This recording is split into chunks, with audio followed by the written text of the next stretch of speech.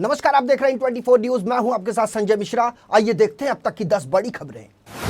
देश की आर्थिक राजधानी मुंबई के गेटवे ऑफ इंडिया को माना जाता है एक टूरिस्ट प्लेस, जिसकी खूबसूरती बरकरार रखने के लिए नगर निकाय हर समय करती है यहाँ की साफ सफाई। लेकिन एक व्यक्ति ने गेटवे ऑफ इंडिया के समुद्री छोर पर फेंका हारफुल, जिसका वीडियो वायरल होने के बाद पुलिस ने दर्ज किया मुकदमा, जबकि बीएमसी ने लगाया कथित व्यक्ति पर 10,000 रुपए का जुर्माना।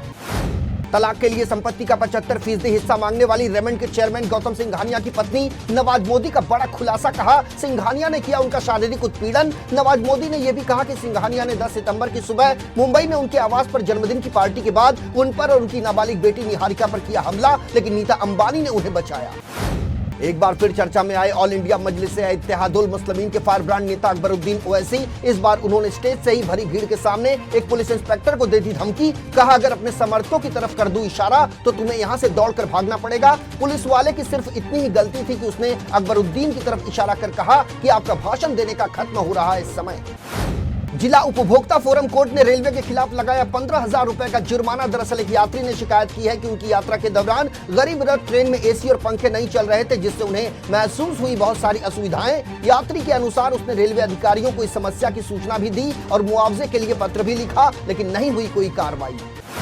टाटा समूह की टाइटन कंपनी अगले 5 सालों में देगी 3,000 से अधिक लोगों को नौकरियां। Engineering, design, luxury, digital, data विश्लेषण, विपणन और बिक्री समेत अन्य क्षेत्रों में होगी ये भर्तियां। टाइटन कंपनी की मानव संसाधन प्रमुख प्रिया एम पिल्लई ने दी जानकारी। कहा, हम अगले 5 साल में 1 लाख करोड़ रुपए के कारोबार के लिए शुरू करने जा रहे हैं एक रोमांचक यात्रा। कांग्रेस पार्टी का प्रवर्तित नेशनल हेराल्ड समाचार पत्र और उससे जुड़ी कंपनियों के खिलाफ धनशोधन मामले में बड़ी कार्रवाई। ईडी ने जब्त की 752 करोड़ रुपए की अचल संपत्ति। कुर्क की गई अचल संपत्तियों में नेशनल हेराल्ड का दिल्ली में आईटीओ स्थित कार्यालय परिसर, लखनऊ के कैसरबाग के पास मॉल एवेन्यू स्थित नेहरू भवन और मुंबई का हेराल्ड हाउस भी शामिल। कांग्रेस ने एजेंसी की कार्रवाई को बताया प्रतिशोध का तुच्छ हथकंडा।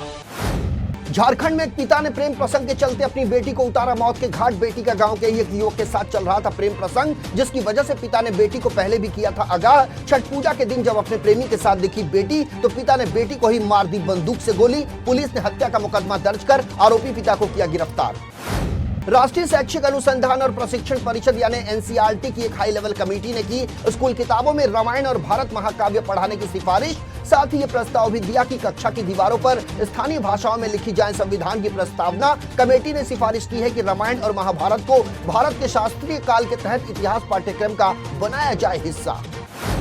आईसीसी ने विश्व कप समाप्त होने के बाद सबसे अच्छी फील्डिंग करने वाली टीम का किया ऐलान। यहां भी ऑस्ट्रेलिया ने मार दी बाजी। आईसीसी ने ऑस्ट्रेलिया टीम की फील्डिंग को सबसे बेस्ट बताते हुए उसे रखा पहले पोजीशन पर। आईसीसी ने ऑस्ट्रेलिया को 383.58 पॉइंट्स के साथ पहले स्थान पर रखा, जबकि उसी सूची में 340.59 पॉइंट्स के साथ साउथ अफ्रीका की टीम रही दूसरे स्थान पर। हमास और इजराइल के बीच जारी जंग में लगा 4 दिन का ब्रेक। इजराइल की सरकार ने हमास द्वारा बंधक बनाए गए 50 महिलाओं और बच्चों की रिहाई के बदले 150 फिलिस्तीनी महिला और नाबालिग कैदियों की जेल से रिहाई का किया फैसला। इसके साथ ही 4 दिनों के संघर्ष विराम को भी दी मंजूरी। तो ये थी अब तक की 10 बड़ी खबरें। देश और दुनिया की ताजा तरीन खबरों के लिए बने रहिए इन 24 न्यूज के साथ। मुझे यानी संजय मिश्रा को दीजिए इजाजत। नमस्कार।